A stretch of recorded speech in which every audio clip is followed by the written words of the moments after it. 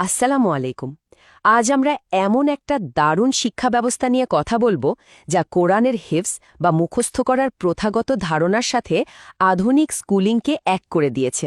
ভাবুন তো, এটা এমন একটা মডেল যা ধর্মীয় শিক্ষা আর সাধারণ শিক্ষার মধ্যে একটা ব্রিজ তৈরি করে দিচ্ছে। চলুন এই অসাধারণ উদ্যোগের গভীরে যাওয়া যাক। আচ্ছা, শুরুতেই একটা প্রশ্ন দিয়ে শুরু করা যাক, তাই না?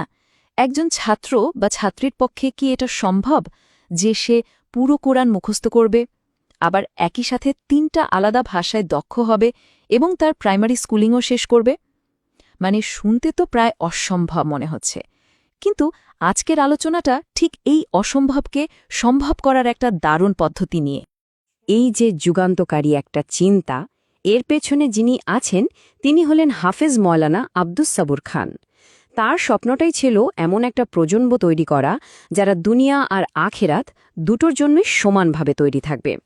তো এই যে আমরা বলছি ত্রিভাষার কোরআন হিফজ নিসাব, এটা আসলে কি?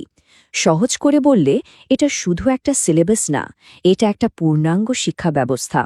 এর মূল উদ্দেশ্য কিন্তু শুধু কোরআন মুখস্থ করানো নয়, বরং এর আসল লক্ষ্য হল কোরআনের প্রতিটি শব্দের অর্থ, এর সহজ সরল অনুবাদ আরবি, বাংলা এবং ইংরেজি, এই ৩টা ভাষাতেই ছাত্রছাত্রীদের একেবারে মনের গভীরে গেঁথে দেওয়া। ভাবুন তো একবার, এই কোর্সটা শেষ করার পর একজন শিক্ষার্থীর অর্জনগুলো কি কি? সে ৩টা ভাষায় কথা বলতে, লিখতে, পড়তে পারছে, পুরো কোরআনের অনুবাদ তার জানা, ৩টা ভাষার গ্রামারেও সে দক্ষ, আবার তার ক্লাস 5 পর্যন্ত পড়াশোনাও শেষ। এর মানে হল সে বিশ্বের যে কোনো প্রান্তে, যে কোনো মানুষের কাছে ইসলামের বাণীটা সুন্দরভাবে পৌঁছে দেওয়ার ক্ষমতা রাখে। সবকিছুর শুরু তো হয় একটা শক্ত ভিত্তি দিয়ে, তাই না? চলুন দেখি এই শিক্ষাযাত্রার প্রথম ধাপটা কেমন। ৪ থেকে ৬ বছর, এই সময়টাতেই ভবিষ্যৎ শেখার পথটা মজবুত করে তৈরি করা হয়। একদম ছোটদের জন্য, মানে ৪ থেকে ৫ বছর বয়সের বাচ্চাদের জন্য শুরুটা হয় প্রি কায়দা লেভেল 1 দিয়ে। এটা তাদের পড়াশোনার জগতে প্রথম পা রাখা, আর তাই পুরো লেভেলটা সাজানো হয়েছে খেলা আর আনন্দের মাধ্যমে। এই সময়ে কি কি শেখানো হয় জানেন? আরবি, বাংলা, ইংরেজি ৩টা ভাষার বর্ণমালাই শেখানো হয়। তবে বইয়ের পড়ার মতো করে না, ছড়ার তালে তালে। তাজউইদ বা কোরআনের শুদ্ধ উচ্চারণের নিয়মগুলো ছড়া দিয়েই শেখানো হয়। এর সাথে কালিমা, ছোট ছোট কিছু সূরা, হাদিস আর প্রতিদিনের প্রয়োজনীয় দোয়া তো থাকছেই। আর শব্দভাণ্ডার শুনলে অবাক হবেন, এই ছোট্ট বয়সে তারা ছবি দেখে দেখে ৩টা ভাষায় প্রায় ২,০০০ শব্দ শিখে ফেলে। ২,০০০! কি অসাধারণ একটা শুরু, তাই না? প্রথম ধাপ শেষ, এবার পরের ধাপে যাওয়া যাক। ৫ থেকে ৬ বছর বয়সে তারা চলে আসে প্রি কায়দা লেভেল 2 এ। এখানে তাদের জ্ঞানকে আরও একটু বাড়িয়ে তোলা হয়। এই লেভেলে তাজউইদের আরও কিছু নিয়ম শেখানো হয়, তবে সেই ছড়ার মাধ্যমে, যাতে বোরিং না লাগে। নামাজের জন্য সূরার সংখ্যা বাড়ে, দোয়া আর হাদিসের সংখ্যাও বাড়ে, আর তাদের শব্দভাণ্ডার, সেখানে আরও নতুন ২,০০০ শব্দ যোগ হয়। ভিত্তি তো তৈরি হল, এখন সময় জ্ঞান আর দক্ষতাকে আরও সানিয়ে নেওয়ার। ৬ থেকে ৮ বছর বয়সটা হল সেই দিগন্ত প্রসারিত করার সময়, যখন তারা আরও জটিল বিষয়গুলো শিখতে শুরু করে। এই স্লাইডটা একটু খেয়াল করলেই বোঝা যায় মাত্র ১ বছরে পড়াশোনার গভীরতা কতটা বাড়ছে। যেমন ধরুন কায়দা ১-এ যেখানে শুধু বানান আর কথা বলা শেখানো হচ্ছে, ১ বছর পরে কায়দা ২-এ তারা বাক্য তৈরি করা, পড়া, এমনকি লেখাও শিখে ফেলছে। একইভাবে ইসলামিক জ্ঞান, সাধারণ জ্ঞান আর আরবি গ্রামারের মতো কঠিন বিষয়গুলো ধাপে ধাপে আরও গভীরে নিয়ে যাওয়া হচ্ছে। এবার আমরা এই শিক্ষাযাত্রার একেবারে হার্ট বা মূল পর্বে চলে এসেছি।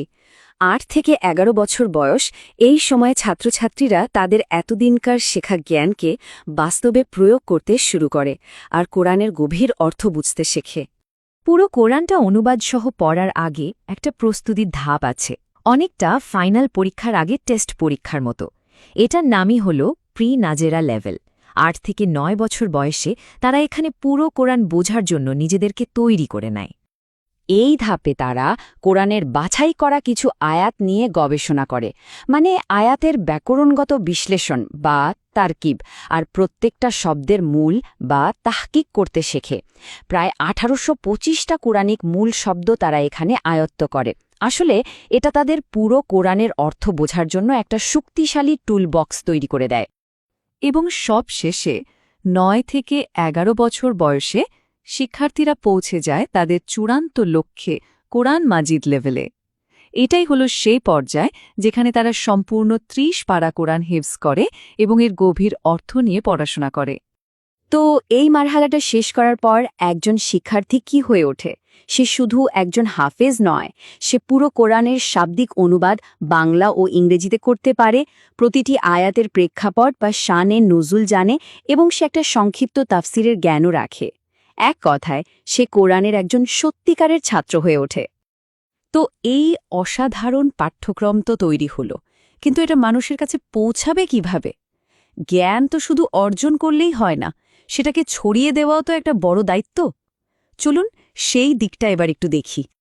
যে কোনো ভালো উদ্যোগ বাস্তবায়নের জন্য দরকার যোগ্য মানুষ, তাই না? এখানেও তাই।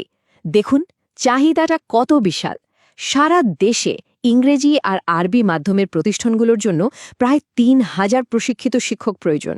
এটা যেমন একটা বিশাল চ্যালেঞ্জ, তেমনি আগ্রহী শিক্ষকদের জন্য একটা বিরাট সুযোগও বটে। যারা ভাবছেন এই মহান কাজে অংশ নেবেন, তাদের জন্য রাস্তাটা কিন্তু বেশ সহজ। মাত্র কয়েকটা ধাপ: ওয়েবসাইটে গিয়ে ফর্ম পূরণ করা, বইগুলো সংগ্রহ করা আর ১ মাসের একটা ট্রেনিং প্রোগ্রামে অংশ নেয়া। সবচেয়ে ভালো ব্যাপার হলো ট্রেনিং শেষে চাকরি পেতেও সাহায্য করা হয়। আর যারা অভিভাবক বা কোনো শিক্ষা প্রতিষ্ঠান হিসেবে এই বইগুলো সংগ্রহ করতে চান, তাদের জন্য পদ্ধতিটা খুব সহজ। কুরিয়ারে আনাতে পারেন, এলাকার প্রতিনিধির কাছ থেকে নিতে পারেন, সরাসরি অফিস থেকে আনতে পারেন, অথবা ব্যাংকে টাকা পাঠিয়েও সংগ্রহ করতে পারেন। তো পুরো আলোচনা শেষে একটা বড় প্রশ্ন আমাদের সামনে এসে দাঁড়ায়, তাই না? আচ্ছা, এই যে একটা মডেল যেখানে ধর্ম আর আধুনিক শিক্ষা একসাথে হাত ধরে চলছে, এটাই কি আমাদের আগামী দিনে শিক্ষার পথ হতে পারে?